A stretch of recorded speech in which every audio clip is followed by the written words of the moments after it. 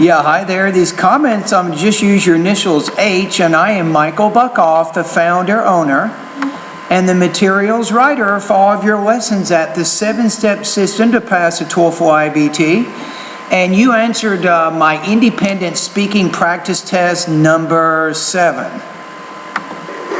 One day in summary when I was child, Okay, you want to say one day when I was a child. You want to put, because that's a singular count noun, you want to put the article a before that. Now let's go back to what you said too.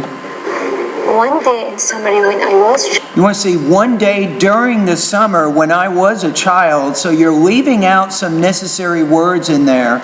Be careful about your prepositions. You want to make sure you use those. In this case, to talk about a time frame. So one day during the summer when I was a child. My family and I went to the companies in Jeddah. This place was wonderful. Okay, you went to, let me get your pronunciation one more time. In Jeddah. This place was wonderful, where it had a beach for swimming. In summary, when I was child, my family and I went to the companies in Jeddah. This place was wonderful. Now, I couldn't quite hear what you're saying there. It sounded like companies, but that doesn't quite fit. So you're saying something in about 7 seconds of your speech I couldn't quite understand. Where it had a beach for swimming and card. Let me go back again. It had a beach for swimming. Where it has a beach for swimming. So you're consistently having some problems using your singular count noun. So go to the grammar part of my course, and I do have a lesson on singular and plural nouns, or actually it's called count and uncount nouns. You can take a look at it. If you go to grammar, my 3rd section, you can find a lesson called count and uncount nouns. You're having problems using the correct determiner before count nouns. And garden for playing. There were a lot of children with me. We were playing all the time. Okay, I'm having some trouble understanding this. Some language use, vocabulary problems. There were a lot of children with me. We were playing all the time. Okay, you're having some problems there. You want to say there are a lot of children, you might say, who were playing with me all the time. So I think in that case you could have used an adjective clause, but you didn't. So again, if you want to learn more about how to use adjective clauses, go to the grammar part of my course and you'll find a lesson called adjective clauses. It was amazing summary. That thing that it was having some trouble. It was amazing summary. It was maybe an amazing summer. That thing that still in my memory is when my uncle pushed.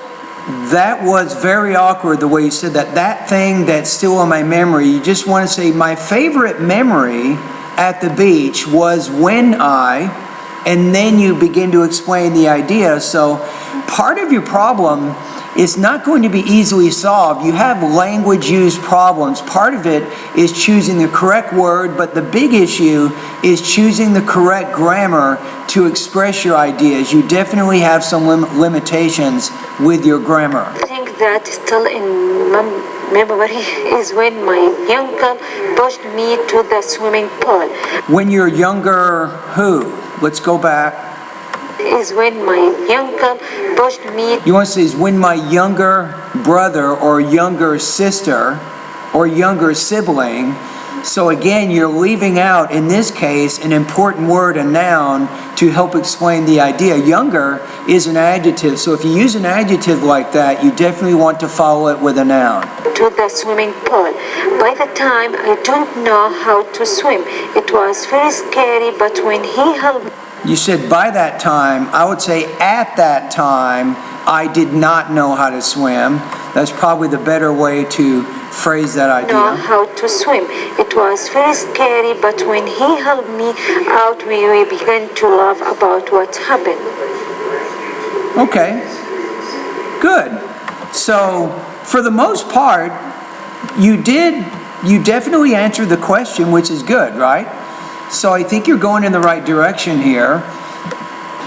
Let's take a look at the rubrics here.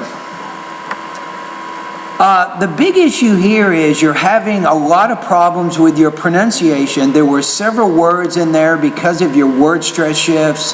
I was having trouble understanding what you were saying. You also had a lot of language use problems. So there are specific things you have to work on right now in order to improve. Your organization was okay, right? I think you organized things and you answered the question directly. But because of some language use and delivery problems, you will score lower on this particular practice test. So your score here is 2.0 out of 4. This is going to put you at about 15 points out of 30. Now, for the purposes of our class, let's take a look at the rubrics here. So if you go to your syllabus to page 4, it explains how your score is derived here. So 2.0 means 70%. So what do you do now? There's a few things. I have some recommendations for you. So A, you can do nothing, or B, you can begin working in a few areas of my course in order to make improvements. Remember that what you do 1 or 2 days doesn't make a difference, but if you consistently follow some of my suggestions over 2 or 3 months, you will definitely make some very good improvements with your speaking. Remember right now, what you're trying to do, your main goal is to try to speak more clearly and to try to eliminate the word choice and grammatical problems that you're having. This is what you're trying to do. This is what I want to help you do. Okay, so what I'm going to do is I'm going to go to my website and give you some recommendations. You might want to do this with me. So go to my website at stealth.bettertoeflscores.com. We can go over these things together. All right, you ready? And you can pause the video at any given time. First of all, I want you to go to the vocabulary part of my course. Are you ready? So you have a lot of vocabulary limitations. So what does that mean? I think what you need to do first is to go over my vocabulary lesson number 3. Do you see where it says ebook of 200 basic words? You first need to get a basic group of words that you can use in your speaking that's going to be useful. Now once you've done that, then go to lesson 4 and you can learn the vocabulary list A through E. Once you've mastered those words, you can go to lesson number 5 and you can go E through P. And once you do lesson 6, you can do P through Z. Now, this is a process. You can't do this in just a few days, probably 2 or 3 months. But if you build your vocabulary, a lot of things are going to happen. Your listening is going to get better. Your reading will improve. You'll be able to speak, I think, with a lot more depth and complexity of thought. Your reading is going to be better. Writing, all those areas will definitely get better as you practice.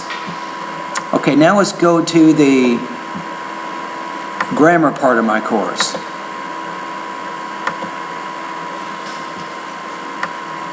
I have a few suggestions here as well. Okay, in the grammar part of my course, you have a lot of issues in a lot of different areas. So my first recommendation for you is to take the grammar diagnostic pretest. Remember, just take it one time. Don't take it over and over. The main thing you're trying to do here is to see what your weaknesses are. My grammar pretest will let you know.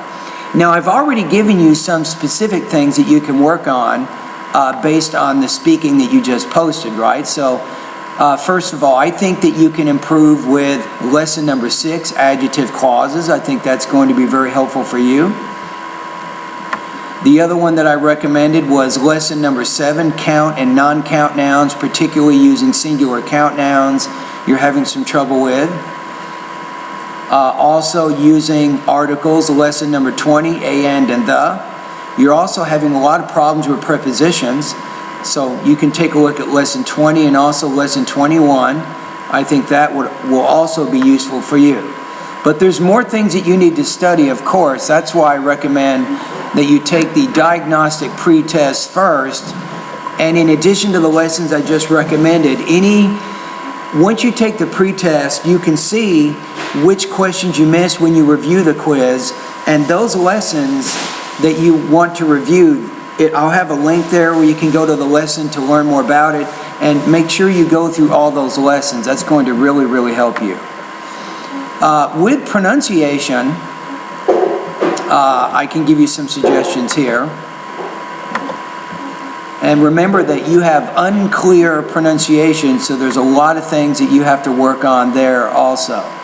But one example is the P consonant sound. You're not pronouncing that one with enough air, so I definitely think you can improve in that particular area. So that would be Speak Clearly lesson number 19. Definitely that one you want to take a look at. And again, I think it would be important to actually go through all the pronunciation lessons, beginning with the vowel and the consonant sounds. And once you've done those lessons, then go to the lessons on syllable division, grammatical word endings, word stress, sentence rhythm, intonation, and thought groups and blending. So, remember that speaking problems can take time. It's not something you can work out exactly in 1 or 2 speaking practice tests, but what I'm doing is I'm showing you what some of your long-term goals are and some things that you can do to make long-term improvements in your grammar, in your vocabulary, and also in your pronunciation. All right, so again, your score here is 2.0 out of 4, 15 points out of 30, or 70% on this particular practice test.